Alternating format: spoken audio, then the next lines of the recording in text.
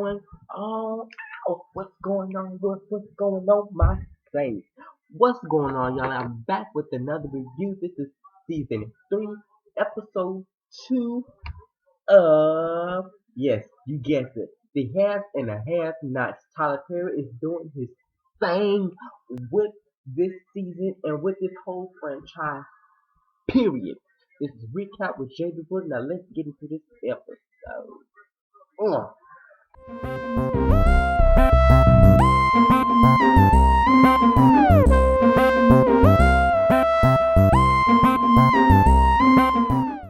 At the place where that carried Judge Cry. Now he is in the gutter, he's in the hood, he's in the deep south of Atlanta, and especially they got him in enemy territory. Let me tell you something. Candace knew what the hell she was doing when she kidnapped him and when she planned this whole thing out because he is surrounded by people or family members he has put in the jail for a certain amount of time. They ready to find his behind.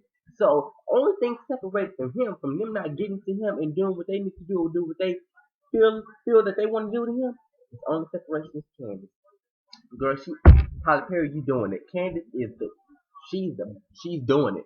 But anyway, back and even in the midst of Judge Cry being helpless, nobody know where he's at. His wife don't even know he's not even at the house. His child don't even know his dad's gone. He just walks outside, finds his dad's phone on the floor, thinks he's dropped it when everybody met outside to find out he was sleeping with Candace. And nobody in the house knows that the dad is gone yet. But Candace and the hoodlums that kidnapped him. So even if this time of him being helpless, he is still arrogant as hell. He's telling them that I'm a federal agent. This is a federal offense. You would do life in prison. You would do this much time. I can do this. People, FBI would look for me if they don't find me. That I'm not at this press conference. The president, the city official, the state official, the state senate, everybody who's going to be looking for him in 3.2 hours if they do not bring him back to his destination where he can get dressed and do his press conference. But where they don't care about that. They hood let me tell you something. In the hood, they don't care about feds. They don't care about therapists. They don't care about threats. I mean, it's to them in their mindset. They're looking at they have nothing to live for. They don't care. So all those intimidating acts and antics that Judge Cryer is throwing out, they don't care. And pretty much, I don't care either because Judge Cryer is one of those things that what you do in the dark is going to come to light once. And two, karma is a B-I-T-C-H. You did all that dirty stuff and got your son off, which you should protect your son. Yeah, But in the name of letting someone else take the rap. I mean, you just been doing dirty but all that is now catching up to you in season 3, and you should get everything that you deserve. Oh, so now he's talking to War. I'm gonna call him War because I don't know what kind of name is that. But he's talking to War, and he's like trying to intimidate him, and basically saying that, hey, what's your name? My name is War. He's my is that War? Is that your government name? That's what your name, mama named you? I'm like, yeah. He's talking about, he's like, you know what? War is like, you know what? Nothing you could intimidate me. I can been in jail several times. I gave him his social security name, his number, all the federal offense. Warren at this point is really not intimidated about what Judge Cry has to say. He goes down and gives him a social security number. So basically, when you get out, you can look me up. Come back and find me. Because nothing you're saying is intimidate me at all. I got this loyalty. It's between me and Candace, not you. So it's nothing that you can say to me that can intimidate me. That will make me go past what I am doing for loyalty for Candace to make me get rid of you. Please, it's not going over. War, not having it at all. So he goes on to tell War about how Candace, because War is like, so anybody who comes cross paths with Candace in a bad manner, Candace is, crazy. She go there with you. And he's like, I miss Candace. Candace and me were lovers. Candace tried to bribe me out of $2 million. I didn't try to bribe her. And so he going on to tell how him and Candace met up, what they were doing, all and just spilling everything. And so basically, Warren's and they keeping the company. Candace call him. He puts the thing back over his head and goes on and waits till Candace arrives. So Candace, after she sneaks out brother's bedroom window, she arrives back at Jeffrey. So her and Jeffrey have a little bit of dialogue. She's talking to Jeffrey about asking about the dates, about his sexuality, basically talking about how did he get through because he did end up having sex with that girl last season, who his mom set him up with. So she would keep him in the closet to let him know he ain't gay, he ain't this, and ain't that. She did not raise a homosexual child. But anyway, he got rid of that girl, talking to Candace about how did he get through. He says he gets through it by thinking of Wyatt, because you already know he had this little crush on Wyatt for a whole, like, basically since first season, because he was helping Wyatt with his drug problem and his drinking problem. So I guess some kind of love kindled between them two or whatever. So he has this big crush on Wyatt, but you already know, being realistic, that Wyatt don't want you, Jeffrey. So you can quit that. But that's how he gets through it. Him and Ken's talking about. So this he's like, where are you going? I hope you're not um what is the word? What is the word? Um what word did he use?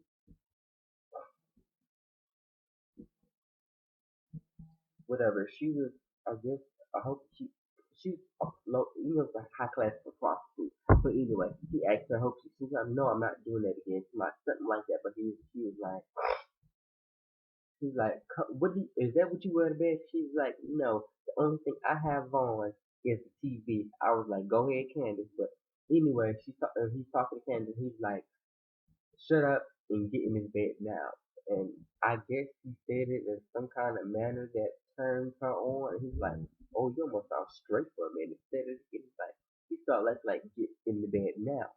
And I mean, I guess, you know what, for me, I agree with Ashley Miller, but she said it's like in real life and actually in this, little scenery that's playing, they will make it couple, but we already know Jeffrey ain't in that vibe.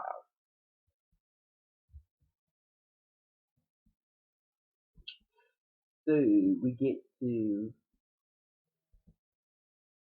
the party over. Benny is getting trying to get everybody out, and while that is happening, his mother is in their kitchen talking to the old friend, and reminds you the old friend lives by Candace's baby dad's mom.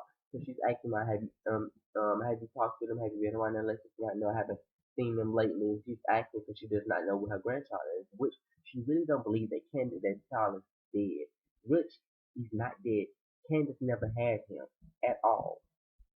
Candace had an abortion or killed the child or somewhere, but just whatever case that may be. But anyway, she's trying to talk to his mom. Well, they don't like when you ask around. She's like, ask around to see if you can find it. So she's asking, does his mom have the child? And she's like, no, I haven't seen him. I don't think so. So then Beanie is they getting ready to wind down. Remind you the child's grandfather's in, and they have a little sexual tension. You can catch that in the next episode. They have a little sexual tension that they trying to get on. But anyway, Tyler Perry. But anyway, with that being said, Benny finds out that Candace snuck out the window. So when he gets all mad, riled up, and he's like, "Do you know this guy named Jeffrey? I need to find Jeffrey." She's like, "Jeffrey who?" It's not Jeffrey something. She calls his last name, which they're connected to the criers, and he was like, "Oh yeah, so I'm gonna look his name up in the database and find him." And she's like, "No, you're not going nowhere, Benny. We're not having this. Your sister got herself. You're not going anywhere. You're not doing this. I'm not having this again. You just get out the hospital, watch it." He's not having it. He packs his bag and he jet. So we go back to Wyatt with the scene from the beginning of the first episode. He's still in the doggone dad's office. He done drunk all the brown looking like he going to the white look. You already know apple juice and Ozarka water or smart water to have in the glasses. Because he winds that down too fast.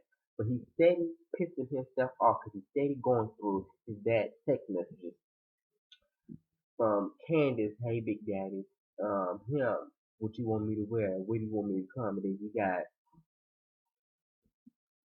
the maid sending hey daddy this and this come do this to me. He's like don't take me no more, don't bother me. This I'm like okay, but he's steady finding these sex between these women. It's just pissing him off. And he throws the phone. And reminds he threw the phone in the first episode, and we all thought it broke, but it didn't break. And he can't obviously threw the phone doggone again. And let me guess, he's gonna pick it up again and keep reading through the text, pissing himself off, getting himself drunk. So why? I mean, and the text from Celine was like, girl, he wasn't here for Celine at all. So the crew comes back downstairs, play around and play with Jim, and the crew, everybody who's kidnapped them, and Candace has arrived in the building. No games being played. She ain't playing no games with him at all. So she arrives downstairs. She's like, so this and that, and she's talking and having dialogue back. And even in this moment, he's still arrogant. He's still throwing slugs. He's throwing down to her, talking down to her. And she's like, you don't have the power. And she doesn't care about any of the FBI, any of the people who's going to come look for him because she does not care. She's going to get her revenge. She's going to get what she wants in this moment. It is payback time. Temptations Tuesday. She's not having it at all. So they're going on talking, and she's like, you know what? She gave him a list of papers to sign, and she's like, you know what? She's not having it at all. She gives him a list of papers to sign.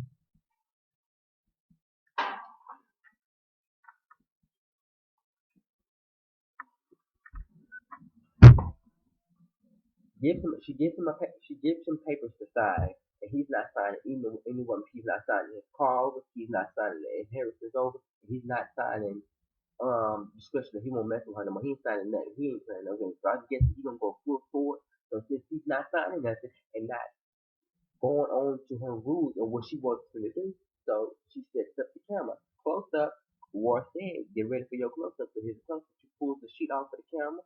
She brings them gays down, the dormitorians, and she bring that drag queen down, and they meant to get all of and making it look like he's messing around with the gays. So she's taking pictures, and if he doesn't back down, so when it's time for him to become governor, she's gonna leak all this stuff, and she's gonna make Jim pay for what he did. You know what? He deserves it.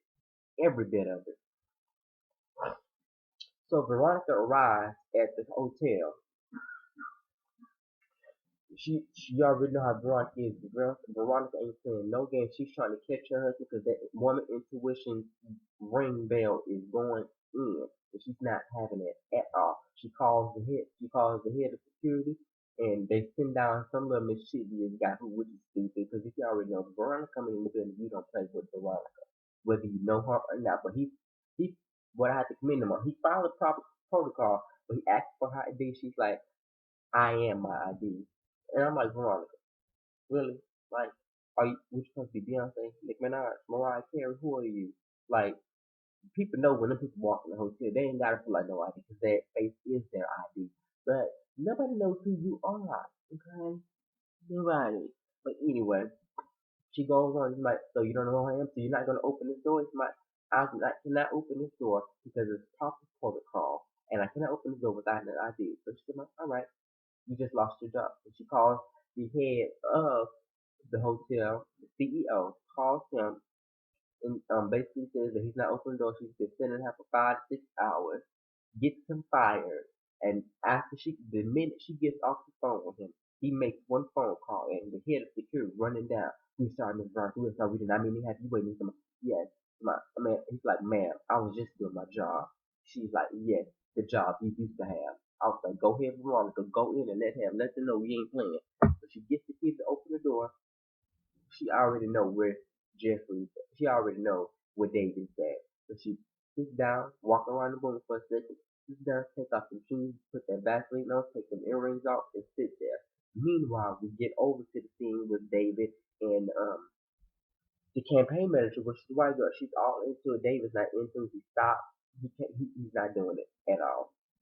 He, he's thinking about his wife in this moment, which I have to say, give you the real MVP because I never knew a man or anybody who could try to have sex with another girl to get back at his wife and then stop in the midst of it to think about his wife and say, you know what, I love my wife and get.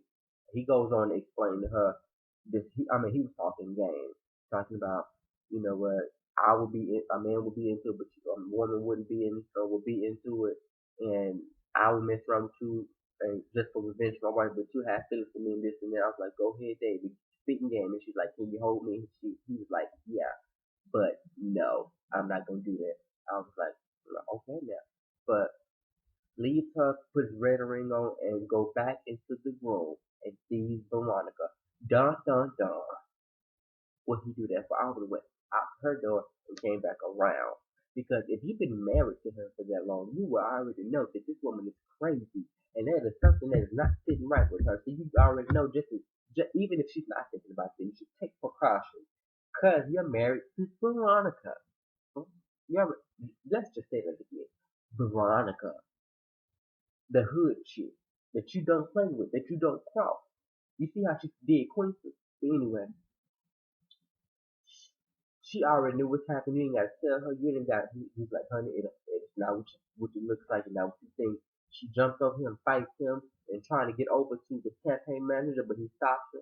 But she already know Ron ain't having that. So what she do? She fake and bake, and boom, gets that dope and slaps the dog piss out of that woman. Not once, not twice, not three times, not four times, not five times, not six times, but 7 times. She slapped the hell out of that woman 7 times.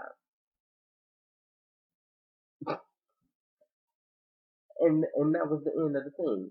After that, they go and show what happened next week, and next week is gonna be a very good review. Cause when I tell you this, this episode was a little bit draggy, but we got through it. We got the plot is starting to thin up a little bit, and we starting to get into the wood, to the who's who. Next episode, we see Veronica gives away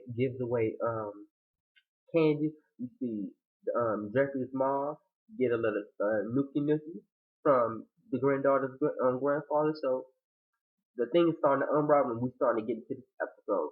This is Recap with J.DAREL, Halves and Half Nots, Season 3, Episode 2. Please like, comment, and subscribe.